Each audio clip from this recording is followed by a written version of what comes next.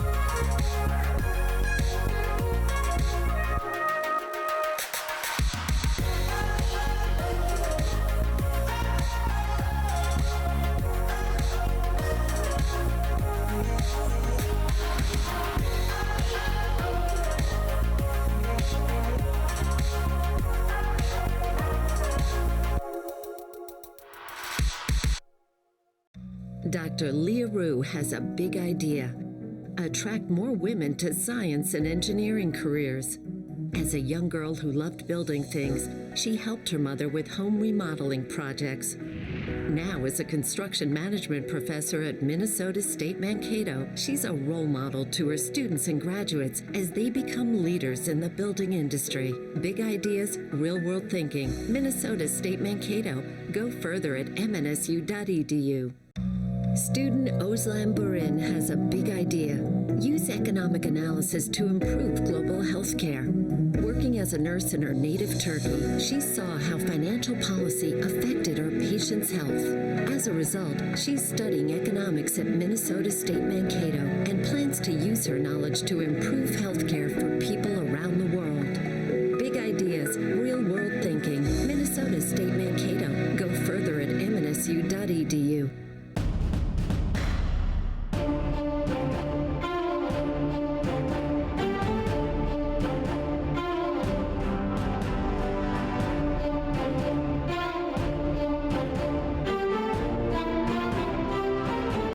Recent Minnesota State Mankato graduate Jacob Ball has a big idea: become a bilingual family physician serving rural America. As an honors student and varsity athlete, he studied Spanish, biology, and biochemistry. He also volunteered at a Mankato medical clinic and studied in Ecuador. He's now in medical school, one step closer to bringing his big idea to life. Big ideas, real-world thinking. Minnesota State Mankato. Go further at MNS.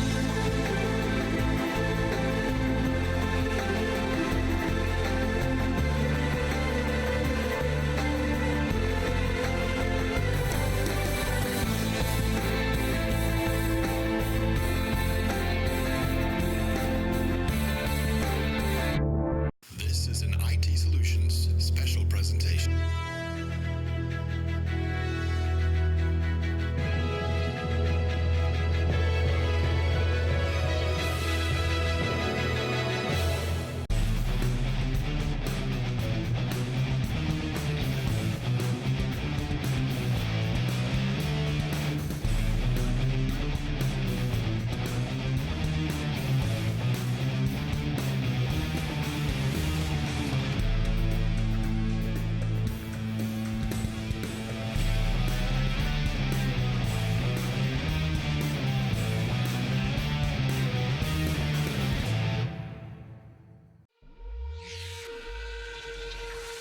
A few short weeks ago, Concordia was at the top of the NSIC pile until Augustana knocked them off. Now the Bears are ready to claw their way back to the top of the standings. But it's senior day for the Mavericks, and the NSIC #1 Mavericks have no intention of letting their seniors down. The 13th ranked Mavericks take on the 20th ranked Golden Bears. Mavericks Soccer is next on Minnesota State Mankato Television.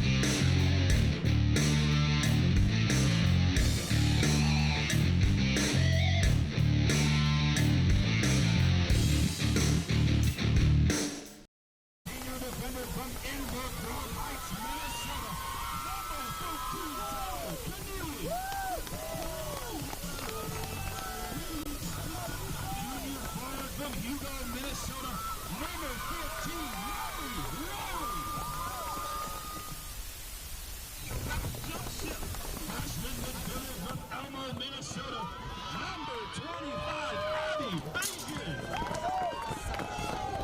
Hello. Where are you guys? Sophomore forward from Rochester, Minnesota, number 31, Nadia Rowan. I want to go stand down there. And the senior goalkeeper, number 33,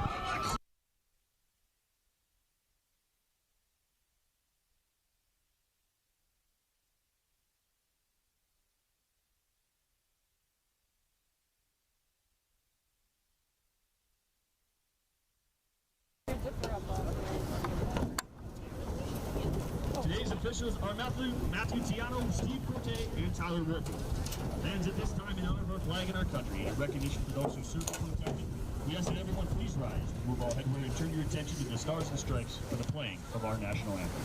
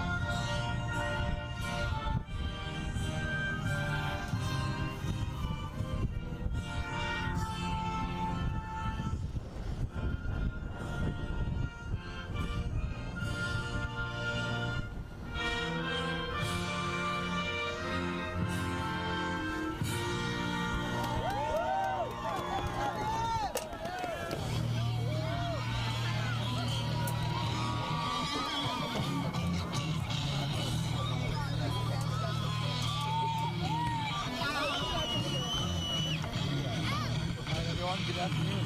Welcome to the 15th The NSIC's regular season title is on the line as the number 13 Conference hosts the 20 Concordia-St over the Bears. It is senior day for the Niners. Highlight goals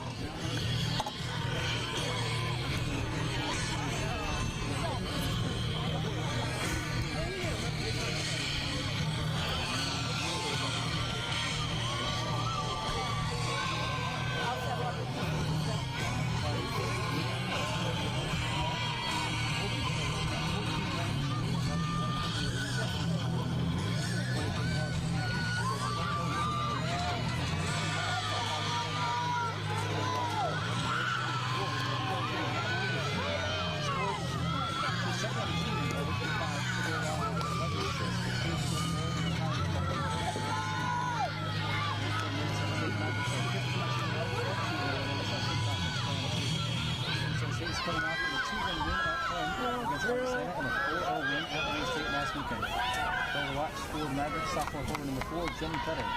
She leads the Mavericks in goals with 15 to go along with 7 assists to total 37 points on the season.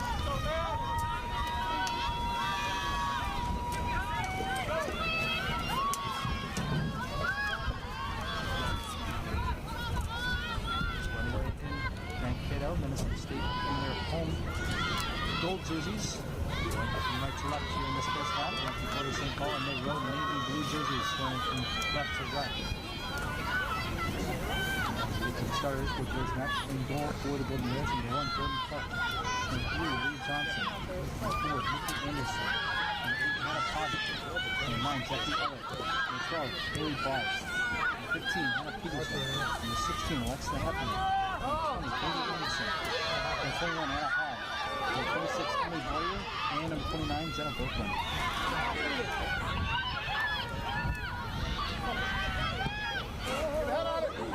Playing one in. This punch out by Clark, picked up by Riley. And number 4 was Jenny Butter. Number 5, Lisa Duxini. Number 6, Luke Chacha. Number 7, Ellen Krieger. Number 8, Libby Spangler. Number 10, Brenda Sens. Number 13, Joel Vanille. Number 14, Molly Riley. 25, Olivia Jing. Number 31, Molly Riley. And in goal for the Mavericks. Number 33, Alexa Rebune. The goal kick as the sends it in wide. Clark and the Golden Bears.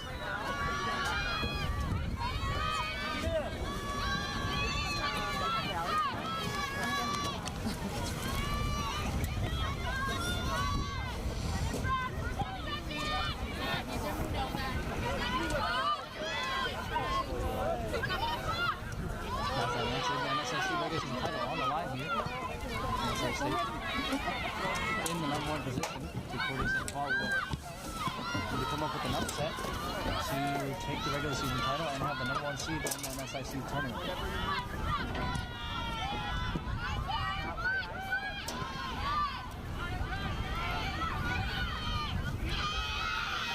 Sends on the far side, playing up for Fetter.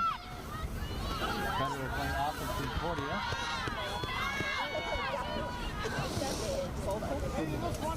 That'll be a corner kick actually, but referee awards a goal kick to Clark and the Golden Bears.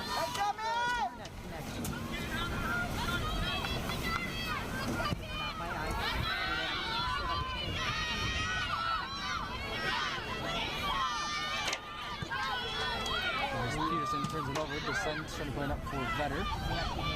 Vetter in the middle, no one there for the Mavericks. Played back out on the far side. And out to midfield. Chacho comes up to play it.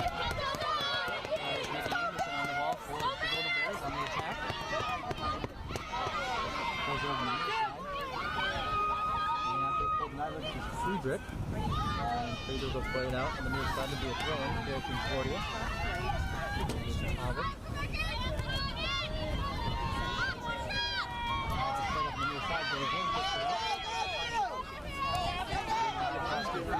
Speed comes in for Better. Back there is Hobb.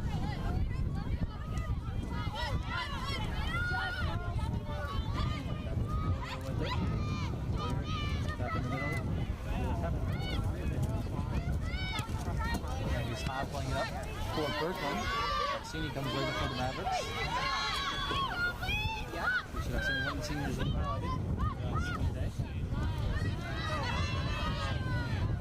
Playing out by Concordia. They're throwing 4 minutes in the state on the near side.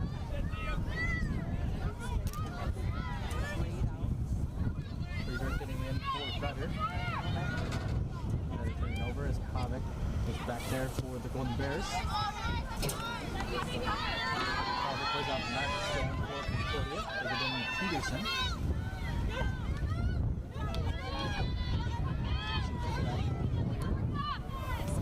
For Anderson. Anderson was Spangler.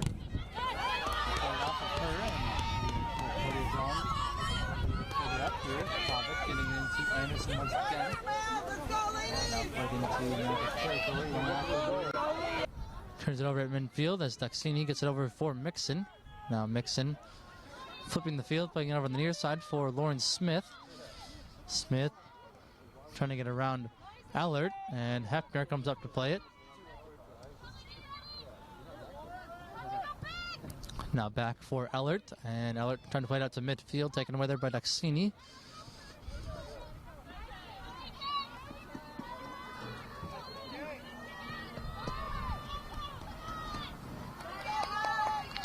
Keneally now to take the throw-in for the Mavericks, trying to get into Smith. Smith gets taken down on the near side. Foul called on Concordia. A free kick for the Mavericks.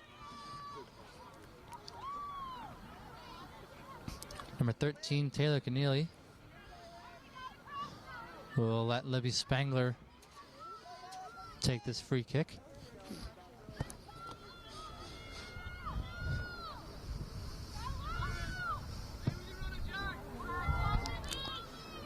Also loose in the box, now picked up by Smith and cleared out by Peterson. Friedrich with the shot. And Jordan Clark able to make the save there.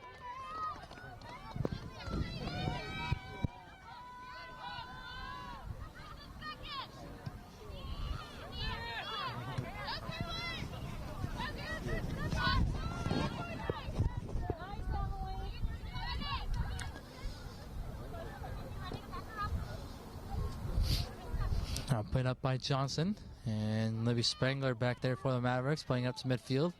Lowry back for Keneally, and Keneally trying to play it up, hoping for Williams. Back there was Hepner, will head it down, and Clark will come out of her net to scoop it up.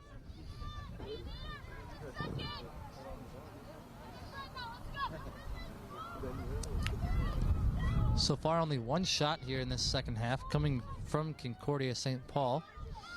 Shots are now 5-3 in favor of the Golden Bears, as Nikki Anderson playing out to Johnson here on the near side.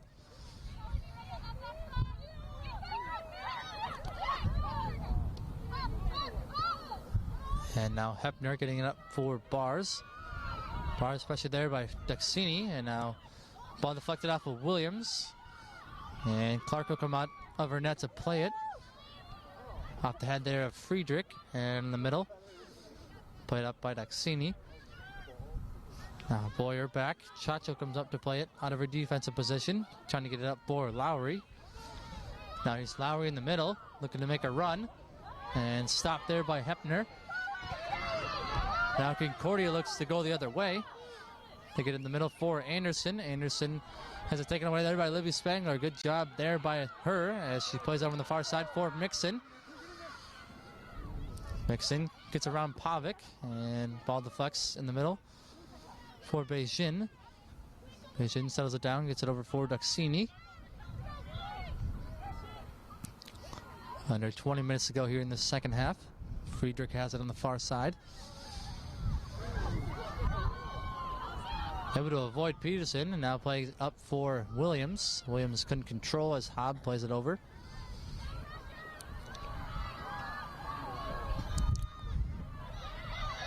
Now Friedrich does another nice job trying to get away from Peterson, and now Peterson turns it over. Friedrich over for Beijing. Beijing trying to get over for Williams. Good defense there by the Golden Bears as Duxini has it in the middle. Duxini over for Keneally.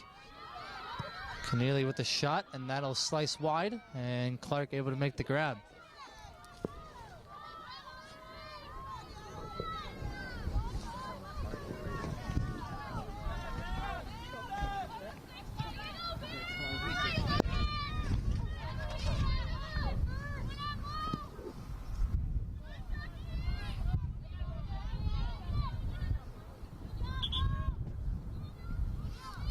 Now that goes out of play on the near side, throw in for the Mavericks, and we get some substitutions for Minnesota State.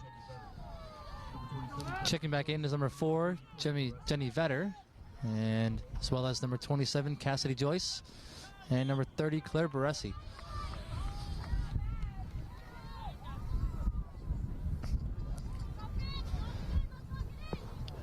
Throwing off the Mavericks, and now Concordia will take the throw. Trying to get into Johnson, and now Williams comes with it, gets in the middle for Joyce. Played up by Concordia. Here's Johnson with it. Up for Anderson.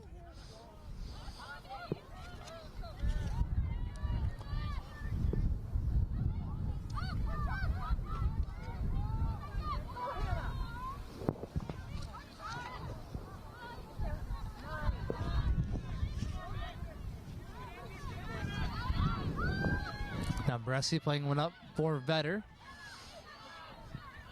Header now, trying to get around Pavic on the far side. Pavic able to recover and play it out. We're throwing for Minnesota State.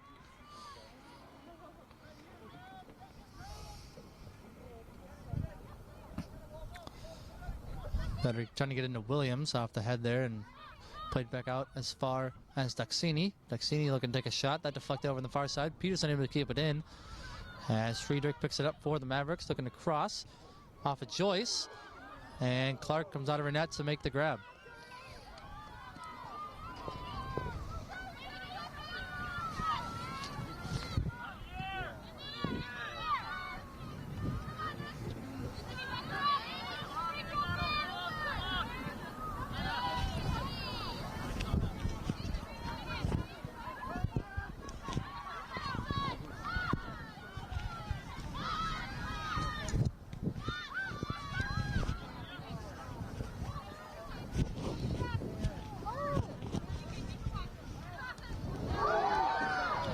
Now Johnson taken away there from Keneally.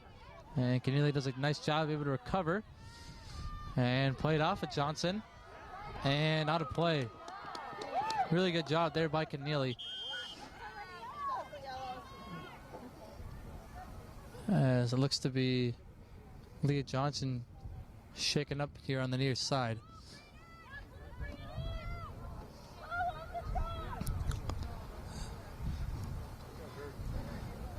The Concordia-St. Paul athletic training staff will come over to take a look at her, and we'll step aside here in Mankato.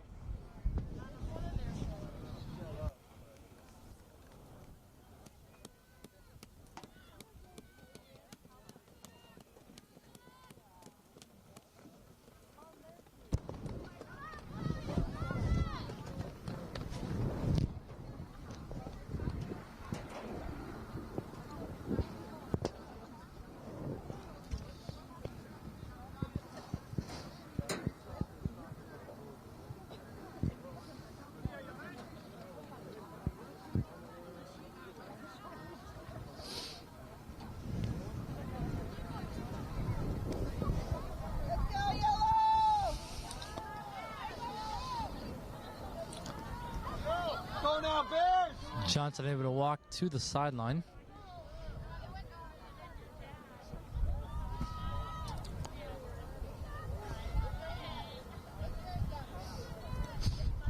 Looks to be all right for the moment.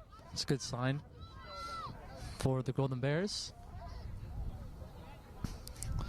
And with 16-11 remaining here in the second half, score is 0-0 between the Mavericks and the Golden Bears. Keneally will have a throw-in for the Mavericks. Oh no, keep it down here, Blue. Let's go, man!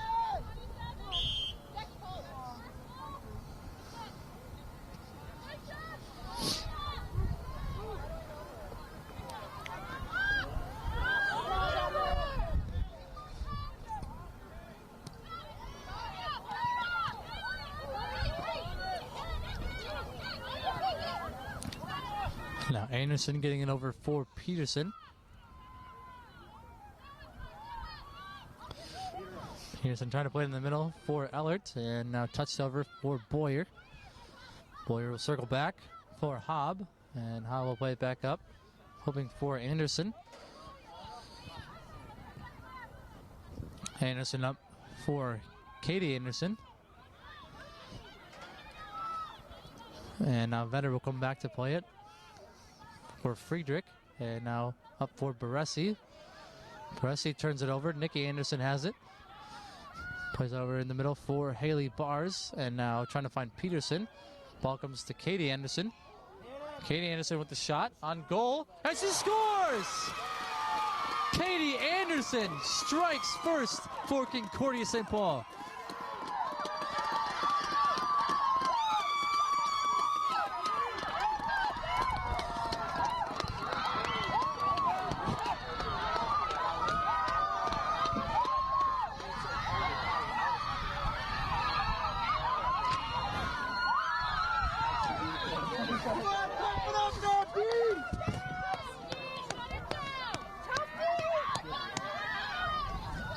Scoring for Concordia-St. Paul, number 20, Katie Anderson.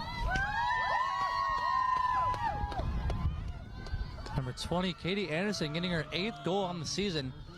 And it's a big one for the Golden Bears as they take a 1-0 lead over the Mavericks with 15 minutes remaining here in the second half.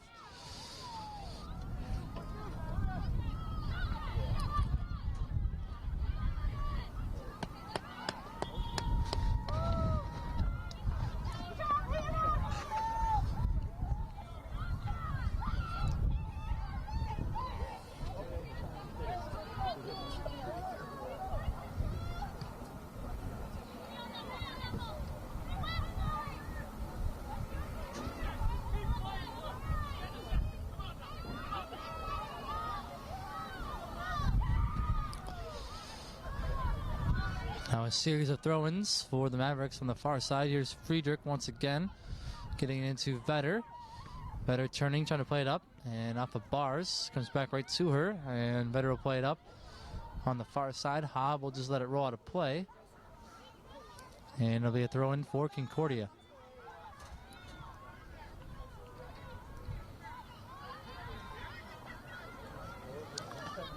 Now a throw-in for the Mavericks as it goes off for the Golden Bears. And here's Molly Riley trying to get into Williams. Off the head there of Hobb, and be another throw-in. Number 4, Jenny Vetter to take this one. Getting into Riley. Riley lost it to Pavic, and now Duxini gets it up for Vetter. Vetter with a shot, and deflected in the middle. Punched out by Clark. Picked up by Boyer, and now Boyer will play it out as far as Keneally. Keneally trying to play it up for Joyce. And now in the near corner, settled down by Ellert. Now Berglund gets it back from Ellert. And now played out on the near side. Gonna be throwing for the Mavericks as we get a substitution. Now number 10, Brenda Sens. Number 10, Brenda Sens checking back in as Lauren Smith will head off. Under 13 minutes to go here in this second half. Concordia leads it 1-0. And now Duxini picks it up in the middle. Good challenge there by Anderson, Nikki Anderson that is. And now Johnson goes back the other way. Gets it into Katie Anderson, the lone goal scorer. And collision there between Duxini and Anderson. Played back up by Spangler. Concordia sends it back the other way. Now it's picked up by Friedrich. And now settled down and cleared by Hobb. Friedrich heads it down for Duxini. And now touched over for Friedrich. Now across midfield, they get it up to Molly Riley. Riley trying to play it into space for Vetter. Vetter trying to cross. Ball goes out of play, out on the end line off of the Mavericks, so it'll be a goal kick for the Golden Bears. Now in for the state, number 25, Abby Beijing, and number 31, Nadia Lowry. We get some more substitutions for the Mavericks as number 25, Evie Beijing, and number 31, Nadia Lowry both check in. 11.5 remaining here in the second half as the goal kick is played up.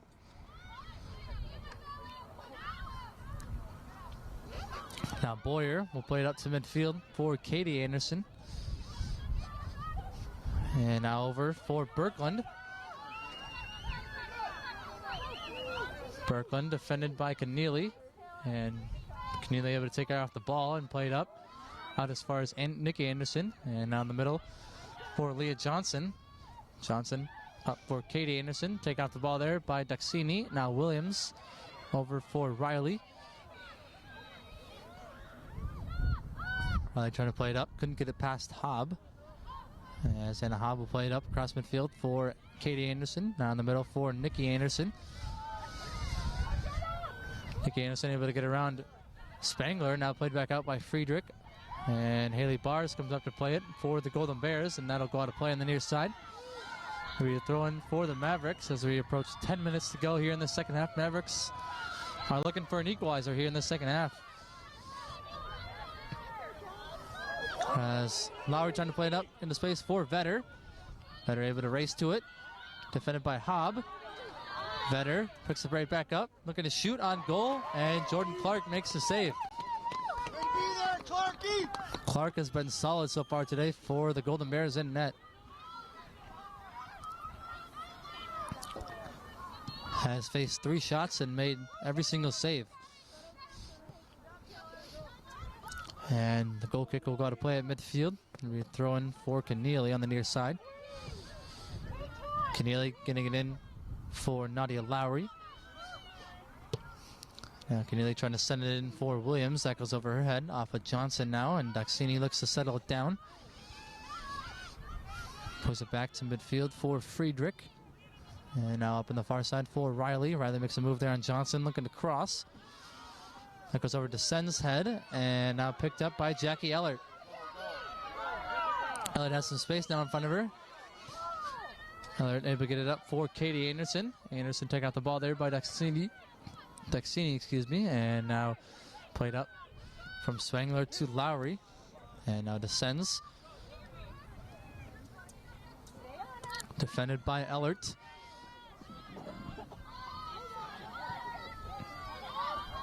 Take off the ball there by Concordia, and Berkland played up for Anderson. And picked up by Spangler. Now Spangler played over on the far side for Friedrich. Friedrich now across midfield, playing it up for Riley. Riley looking to cross. That'll come all the way through and headed down by Peterson. Picked up by Beijing. And now Friedrich looking to take a shot. And Jordan Clark will make the grab there.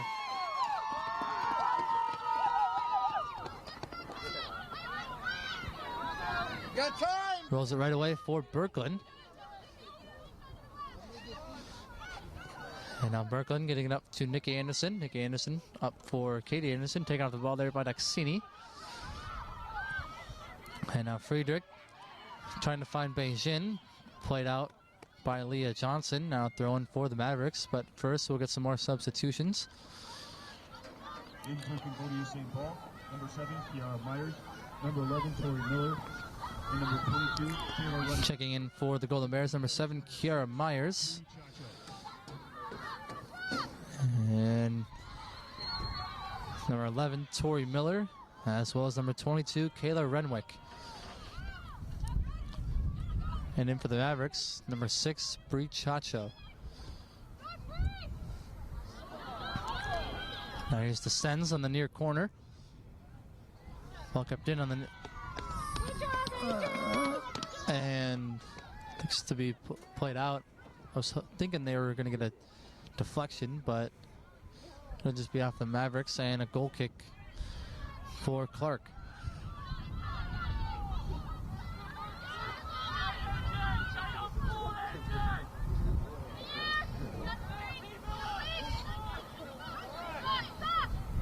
Under 7 minutes to go as it's picked up by Daxini. Played over for Taylor Keneally, and now Keneally playing up for Descends. Defending there is Ellert. And out to play out the Mavericks once again.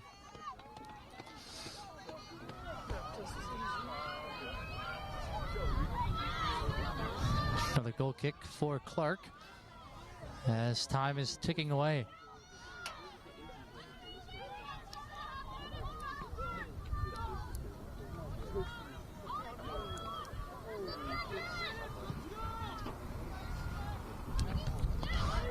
Goal kick is headed up by Chacho and now gets past the Sens. And Hepner will play it out on the near side to be a throw-in for Minnesota State. Number 13, Taylor Keneally to take the throw. Trying to get it in to Lowry. That'll roll out on the end line.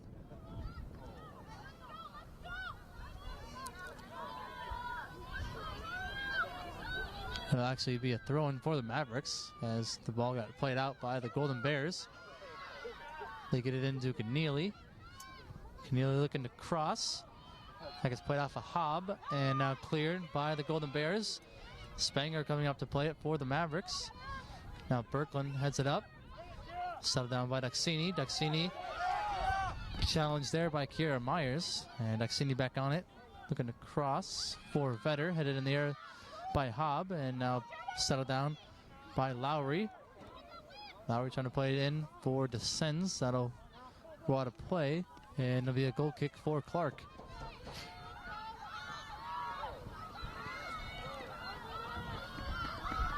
Under 5 minutes remaining here in the second half. The Golden Bears lead the Mavericks 1-0 off a Katie Anderson goal. As Clark's goal kick is headed up by Duxini. Descends, slips, and now Hepner will play it over for Birkeland. Birkeland will play it up on the near side for Myers. Myers in the middle for Nikki Anderson.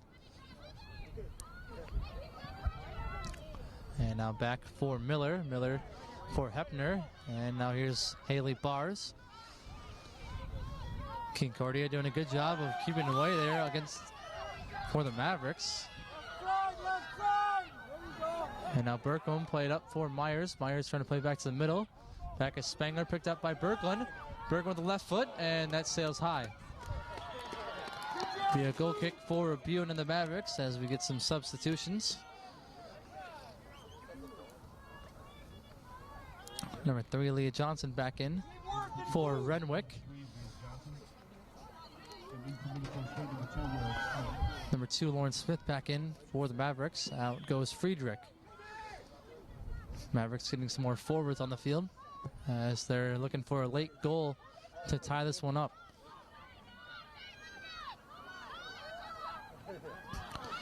Now here's Nadia Lowry across midfield, playing it over for Vetter. Vetter couldn't get by Miller, and now here's Hepner playing it over for Birkeland. And now up for Kiara Myers. Myers lost it to Keneally. And now Keneally will play it back into Concordia territory. Back there was Hepner trying to play it back up to midfield. Picked up by Lowry. Now trying to play it into space for Vetter. Back there was Hobble able to head it out on the near side. Kept in now by Descends. Descends looking to cross. Off of Vetter, and the referee says it went off of Clark's hands, so it'll be a corner kick for the Mavericks as we approach 3 minutes to go.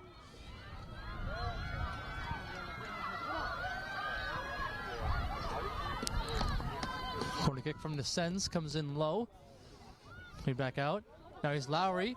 Lowry with the shot, that deflected out of play, and another corner kick coming for the Mavericks.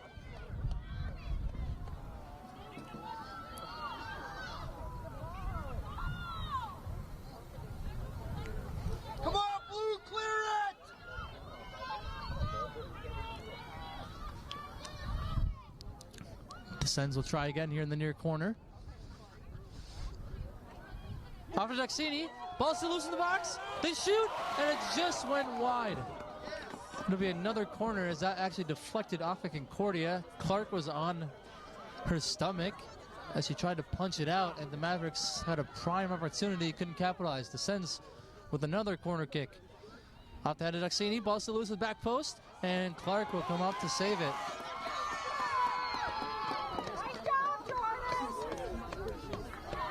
Clark,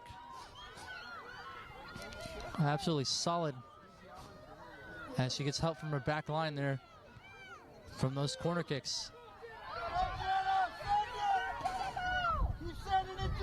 Now here's Birkeland. Get over for Nikki Anderson. 1:40 remaining. Anderson gets taken down. Ball gets played back up by the Mavericks. And the Sens unable to keep it in there on the near side. It'll be a throw-in for Concordia as we get some more substitutions for the Golden Bears.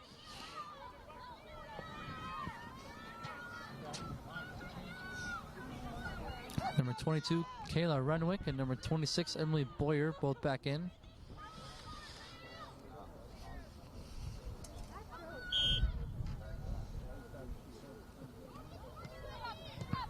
And now Renwick will play it in for Concordia. Now here's Kiara Myers with it. Myers able to get by Keneally. And Myers with it. Looking to take a shot, and a good save there by Rabun. Mavericks need to go quickly as we approach a minute to go here in the second half. They trail by 1. Here's Molly Riley across midfield. Trying to play it into space for Beijing. And that'll roll out on the end line. It'll be a goal kick for Clark and Concordia.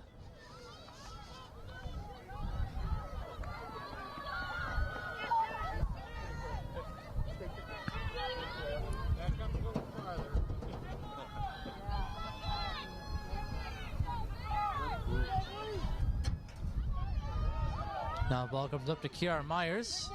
Played over for Renwick. Renwick taking out the ball there by Duxini. Now getting over for Keneally. 20 seconds remaining.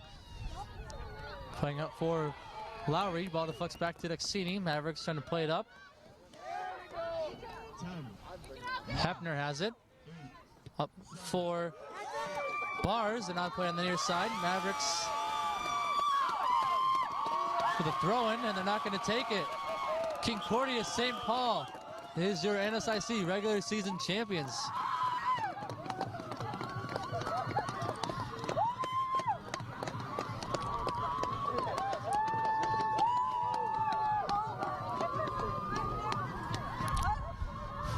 The Golden Bears defeat the Mavericks 1-0 off a Katie Anderson goal late in the second half.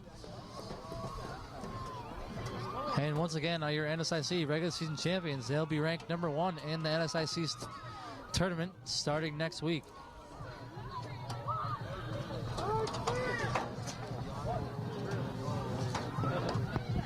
Concordia-St. Paul now improves to 15-1-2, 12-1-2 in NSIC conference play, as Minnesota State falls to 15-3-0, 12-3-0 in NSIC conference play.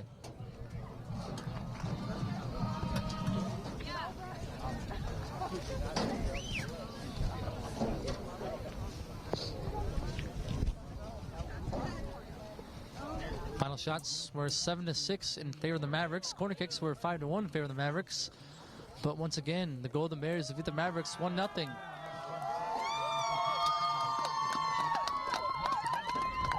For more information on the NSIC soccer tournament, go to nsic.org and click on the soccer link to find out times and locations. Well, that'll do it for us for here today. And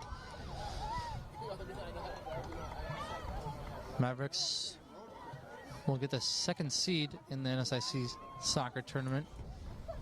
Seedings will be released next week as the tournament will be played in the highest seed city.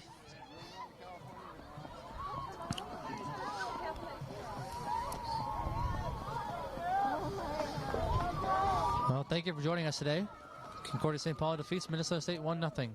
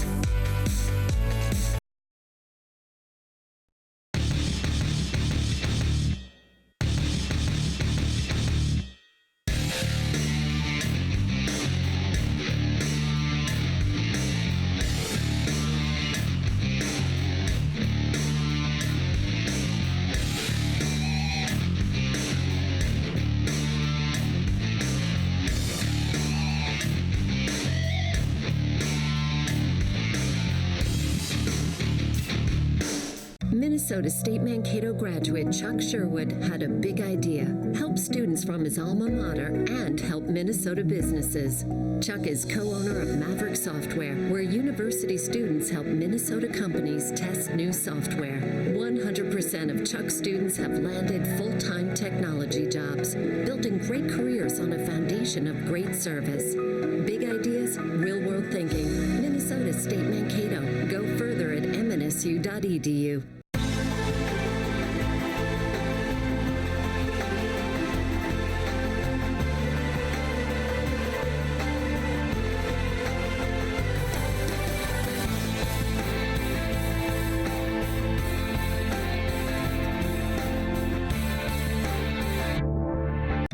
Student Ozlan Burin has a big idea.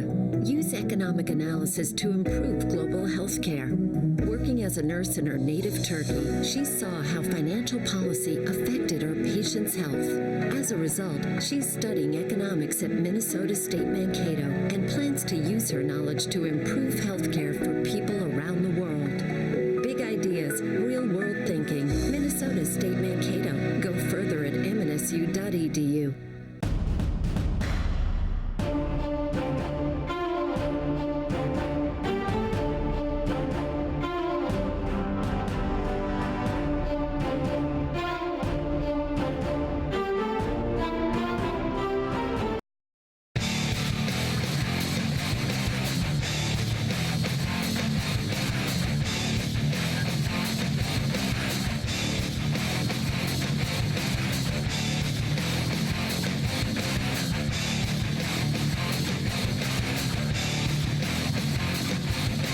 This is an IT Solutions special presentation.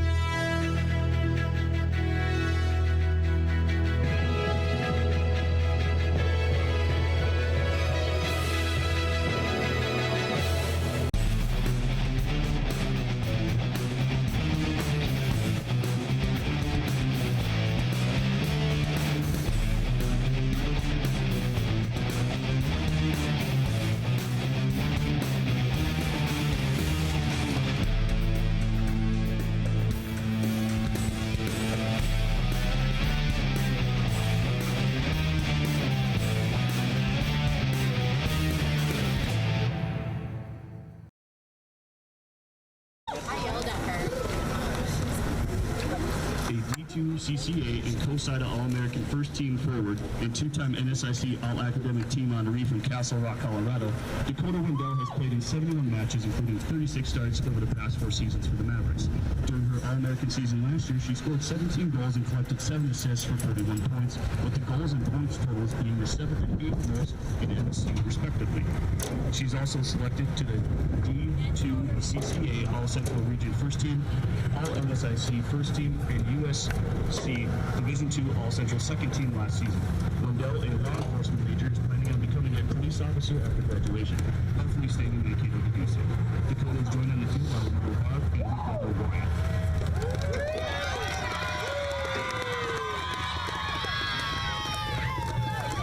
In NSIC All-Academic Team selection from Park Ridge, Illinois, Taylor Barzowski has played in 47 matches as a defender for Minnesota State, including 12 starts. She collected the first 2 assists of her career at home against Minnesota Coastal on October 18th, and has played in a total of 1,741 minutes in her career. Barzowski is majoring in exercise science and wants to attend chiropractic school upon graduation. Taylor's accompanied on the field by her parents Arda and Josephine.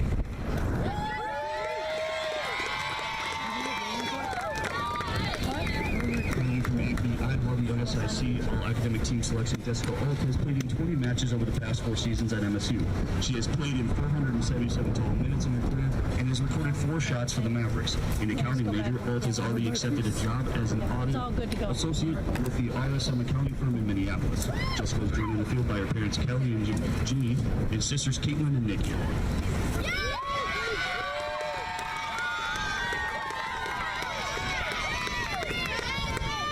Two-time NSIC All-Academic Team honoree from Ankeny, Iowa, Sammy Stolk has played in 23 matches at MSU as a forward. In 260 minutes of play, she has recorded an assist and 6 shots in her career and has helped out this season as a student coach. Stolk is majoring in elementary education and will be student teaching next semester in both Kenya and then in St. Peter. Sammy is joined on the field by her parents Jim and Teresa and sister Emma.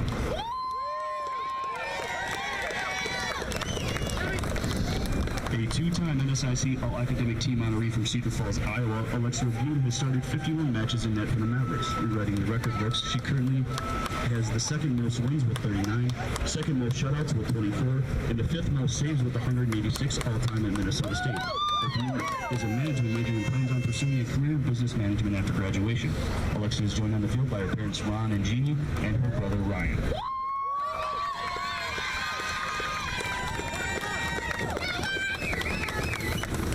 Fans, let's give our Maverick seniors another big round of applause.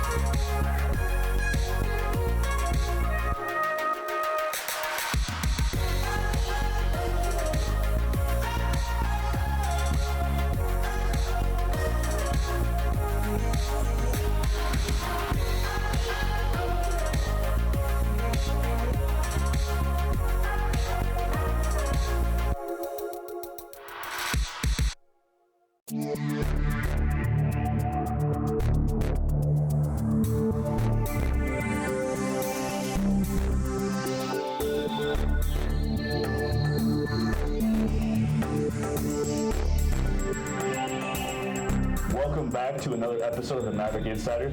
This week on Maverick Insider, I have Dana Schindler and Mara Kwam. They are part of the women's volleyball team here on campus. And they actually have been off to a great start to the year. They are 15-6 from the last time I checked, about 30 minutes ago. But they're coming in here and they're exceeding a lot of expectations this year, especially this season, coming from and starting off 2 years ago as a very young team. They come in here and they're just exceeding everybody's expectations, and it's actually a better environment this year, especially last Friday night against Northern State. That place was rocking, and if you actually have time to come in and show your support, by all means. But let's get to having a little topics of conversation. Coming into, well, obviously, with the NSIC conference, so what are the unique challenges and opportunities from both of your standpoints for just this conference continues to produce NCAA championship contenders? What is that like coming from a big high school where you came from in Chaska? In 2014, you won the state championship for volleyball, and then also I'm going to bring it to your standpoint of coming from a smaller town and not really well known. Yeah. It's been exciting. The conference is definitely a challenge. There's no games off. Every team is a tough team, and I think we get really excited about that. Each week is an opportunity to get better and to play a tough opponent that's going to challenge us and grow us as a team. So it's been really fun. Yeah, I would say it's like a big change, just like from high school moving into college. But I know we always say we wouldn't want it any other way. We would never want an unchallenging conference, and it just really sets us up for postseason. So I don't know, we love our conference. So when you say you never want someone who you know that you can obviously come and beat, does having these type of teams in your conference help you focus a whole lot more on what your task is that day, or just in practice in general? I think just in general, we don't have a weekend off, and makes us focus every single practice, every touch of the ball. We can't take plays off. We can't. I think it just sets us up in general. It's just really good for us to have that competition. Yeah, each day we know that upcoming weekend is going to be a tough match. So like she said, we don't take practices off, and we take every day seriously. So I think that does in the long run like build our endurance and our consistency for sure. And also I wanted to add, you're 3-4 against ranked opponents this season, something that I actually found quite astonishing. And then your next 3 opponents all happen to be nationally ranked. just like football, your head coach, Coach Rittenhouse Wilmuth, I don't know what you guys call it, Coach Lori. Does she like basically preach that don't look at that type of stuff, so you guys can actually focus on just what you're doing? And if that's the case, you guys were, if not a few weeks ago, when you swept your ranked opponents 3 matches, sets. Excuse me, I'm not a very big volleyball person, so this is just new to me. So when you all were coming through that little spell, did you feel like you guys couldn't do anything wrong in that aspect, or was she still like, hey, just bring back to reality, we just need to focus and keep going? I think rankings are hard, especially in our conference, because I think there are a lot of teams in our conference that are like, there's so many ranked teams that I think sometimes it gets in our head, and I think it does for other teams too, where if you're not ranked, you're like, oh, we need to be ranked, and we have people coming up to us like, oh, you have so many teams ranked in your conference, you guys have such good, and like sometimes it just comes back to like, rankings really don't mean anything. And yes, we do talk about how rankings are cool, it's cool to get votes, it's cool to get ranked, but in all, it's who's better that day, and we preach that a lot, is it's who's better that night. It's who's showing up and is going to be better that night. So we preach about not worrying about the rankings, I would say. Yeah, it's definitely something that's exciting, and it's a goal you want to shoot for, but one of our biggest principles is trusting the process that got us that success. So great, we swept the number 9 team in the nation, and that was a huge win for us, but the next day is just another game that's just as big. So we have to go back to the basic foundations and the technique that got us there the day before, without celebrating our success, absolutely, but not getting ahead of ourselves either. Fair enough. So both of you coming from the state of Minnesota, how has this sport, for someone like myself who never like grew up around the sport, didn't have a sister, didn't have all like the shining of the volleyball and all that nature, how big is the sport of volleyball in the state of Minnesota for girls who are younger than 18? Is it actually like a lot bigger? Because then you do see like Minnesota, Wisconsin, a lot of girls from Minnesota are going to those teams, especially going out to California, and it's becoming a volleyball powerhouse, if you would want to say that. I just want to get from your view, from when you guys were growing up, is it bigger now than what it was? Or is it still continuing just to blossom into something that you guys never really imagined? I think it's growing for sure. I think Minnesota specifically, but the Midwest in general, is just a huge volleyball region. And I think girls get excited about the opportunities that are right at home. We have the opportunity to compete in the best conference in Division II. That's right in our backyard. And for those going D1, girls want to go play for the Gophers. They want to go play for the Badgers. So I think it is really exciting, and it is a big part of their life for younger girls. Yeah, like you said, it's growing. I remember when I was younger, like playing club volleyball was like, coming from a small school, you don't do that because you play every sport. And like playing like a club or an off-season volleyball was like kind of an option, but now I have like a 9-year-old sister that wants to play club volleyball, and like I didn't start till I was like 15. And so like I think it's definitely growing, like the amount of volleyball tournaments that we have to work, even in Mankato, and just like go to, like, Minnesota's huge in volleyball. Like it's really big. Do you think that's because of the harsh winters that come about? So like girls don't want to go out and play soccer; they just would rather stay inside and play volleyball. Or do you think it's just the passion that everybody sees? Because I, to be honest with you, I watched one volleyball match in high school, and my team was not ranked, and I went to Prior Lake. So, Prior Lake. Don't judge me for that. I mean, come on now. But as you may know, being from Prior Lake, how hyped volleyball was there, seeing that type of atmosphere, I didn't know it was actually like that. Yeah. So coming here and then finally seeing an actual volleyball match was last year, your freshman year, your sophomore year. Is it kind of nice to see all the support that you're getting just from the general community itself, rather than just your family? Absolutely. Yeah, we just worked Trick or Treat with the Mavs on Sunday, and I remember there was like how many people came up to us and were like, we've never been to a volleyball game before, and we just came and it was awesome. Like, my kids want to go all the time, and like that's just like so nice to hear, because I think sometimes it can get football and basketball are the really big sport names, and volleyball's starting to get up there, and I think it's really exciting. Okay, one of the things that I would like to ask you, being a sports management major, this is a topic of, something that, everybody hears and has an opinion on.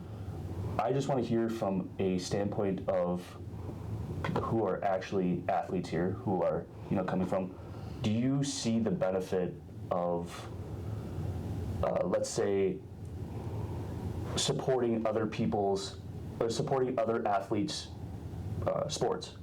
That's my, so like going out and say, hey, the football team, you guys, I've seen a lot of you on campus, and I see you talk to like other athletes. How important is it for you as athletes to actually go out and support their sports? Then do they do it in their favor just because they want to, or is it just because they know you? Honestly, for me, it's one of the most fun parts of being an athlete. I feel like we're able to recognize the effort and the time and the commitment that other athletes put into their sport out of pure love for the sport and pure love for their teammates. And we love to be that support system for them. Any chance we can go to a football game, basketball game, soccer game, hockey, whatever it is, like, we want to be there. We want to be their biggest fans. And we know that they do the same for us, not as an obligation, but because those are our friends and they want to support us as well. Like, the athlete community specifically at Mankato is incredible. Crazy. And like, it feels like a big group of friends, Yeah, I would say the same. I know, like, before I came to college, I had never gone to a soccer game. Like, I didn't have soccer at my high school, and I know a few of the soccer girls, but like, I've gone to so many of those games, and like, I love this. Like, I love like just supporting people that just like our Maverick athletes. Like, I don't have to be personal friends with them, but like, even like basketball, football, like, I just love going and supporting them, and they do the same for us. And like, even some people that I don't really know on the other like athletic teams are like, oh, I went to your game, like, that was fun. Like, I don't know, I think we all really like to support each other. Okay, I'm going to dive deep and get a little bit more individual oriented. Okay. So I'm going to start off with you, Mara. Okay. And one of the things that I was told that you actually got to put on the red, white, and blue, stars and stripes, whatever you want to call it, Yeah. but this summer and go down to Brazil with a teammate of yours, Morgan Olson. Yep. Can you talk to me about that experience and what exactly that you did down in Brazil? Yeah, so Morgan and I went in May, and we played 4 different Brazil teams. They were like club teams. They don't really have college athletics, but they were to the same like level as us. And then one of the teams we played was actually former pro athletes. So we did that. We were there for 10 days. We played 4 games, and then we did a lot of like traveling, and we got to see a bunch of like sightseeing things. But yeah, I mean, we just went down there to play, I guess. So I want to ask you this. Not many people get a opportunity to go to a different country. Talk about the cultural difference, and what was that most shocking part in the cultural part aspect from when you actually went down there that you found the biggest? Volleyball wise, or like just both in general? It can be both. Volleyball it was kind of funny. So they're very like loud, and they're like, I don't want to say annoying, but they just play a different style than us, and like, it was really interesting to see, and you kind of have to adjust because it's a lot different than playing just another college like D2 team, and so that was pretty hard. Or else, other than that, the language was pretty hard to adjust to culturally, but other than that, I mean, a lot of places that we went to were tourist places, so there were a lot of tourists that were on the same boat as us, so I can't say that there was like anything big other than, I mean, the food was a lot different too, obviously, but. So I want to ask, so it was kind of like the atmosphere, like when they held the Olympics in 2016. Like, well, I don't know what they're called. Have you ever seen the World Cup when they have like those Zumba things or whatever they're called? They like whip around and make those loud noises. Oh yeah. You know what I'm talking about? Oh, I forget I don't know what they're called at the top of my head, but like they whip around. Just the support of their, just their fellow, I don't know what you want to call them, natives. There it is. Yeah. But the support of their fellow natives and their their support of their country. Is it just prideful throughout when you were down there too? Kind of like it is like up here in a sense where like you do have a bunch of different, avenues to like go down in that aspect. Yeah, I would. Yeah. Even though you saw like the tourists. Yeah. Like we got to be like downtown area, and like it was very, like I would say it was very different than like what we see every day. And like we were obviously in a big town, but we were right next to like where the Olympics were held, which was like really cool. But yeah, it was cool too. We got to play with girls from other teams around the U.S. and like even their play of volleyball like was different than I think some of the things we're used to too. So like it was just like it was a crazy experience. It was really fun. And then now we're gonna go over to Miss Schindler here. So I don't know the terms, so just help me out. So Okay. Your position last year, talk about that. And I as a person who does the play-by-play, when I saw you this year, I realized you weren't in your normal position. Threw me off guard, didn't understand what it really meant, but just help me as a person who continues to watch and come and support you. Can you talk about that position change, and when did you find out you were going to make that change? Yeah, so starting back in high school, I was both a setter and a hitter. So I've had experience in both positions, and I love hitting. I've always felt a little bigger passion for setting. I love to be like that vocal leader. Lori always talks about like running the court, and I feel like everyone does that a little differently. I love having the opportunity to do that as a setter. So last year, I came in as a freshman, and you never know, you're never expecting to play, but you always want to be available and be the best you can for your team, whatever that might look like.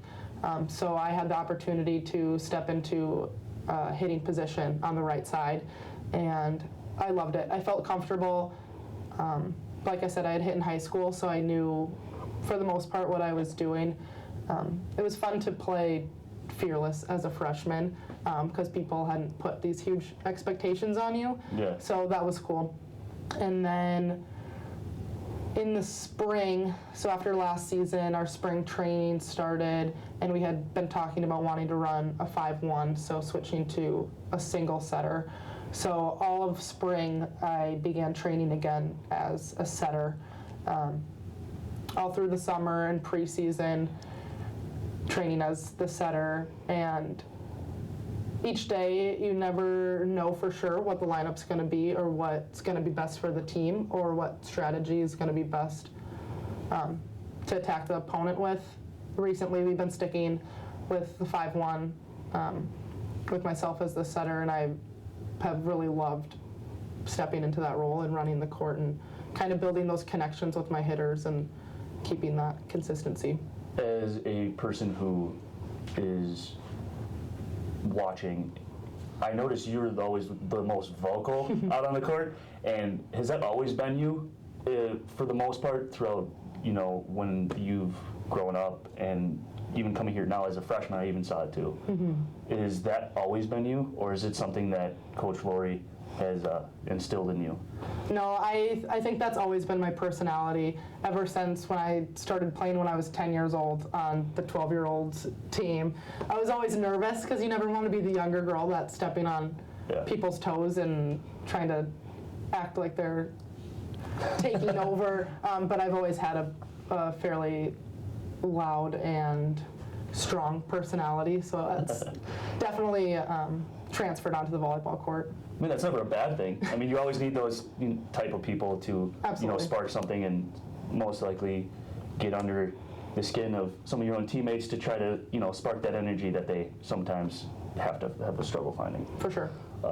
Talk about the Berry Classic that you went down to Miami, had a actual wonderful tournament from by the looks of it, and there's a little bit of a hiccup with the weather when you were down there, I heard. So was that on your mind too when you were doing, with the hurricane and all that? Oh yeah.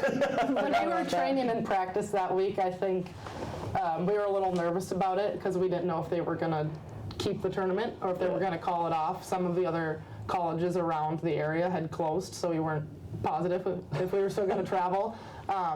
But for the most part, we knew it wasn't really going to affect us. We were just excited to get into competition. Once preseason's gotten going and you're getting in the flow, you're ready to start playing some other teams. So you're excited just to be there. Yeah. Couldn't have said it better yourself. Yeah, I couldn't have said it perfectly. So then we're going to go back to you.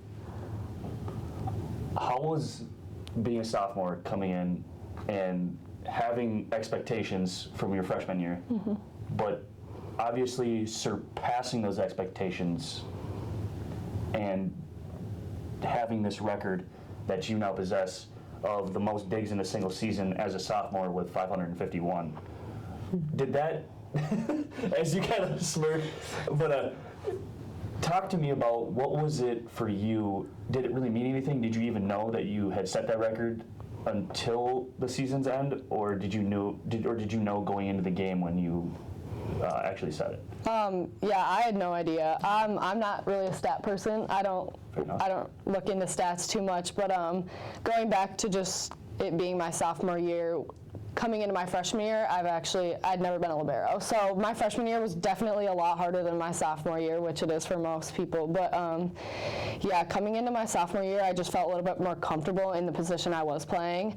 And training in the spring was hard, and it sucked, but I mean, it got me to where I was last year, and I think I just keep building off of it. But yeah, I don't know. I do whatever I can for my team. I do whatever I can to get the ball to Dana. So, yeah. So in high school, you were an outside hitter.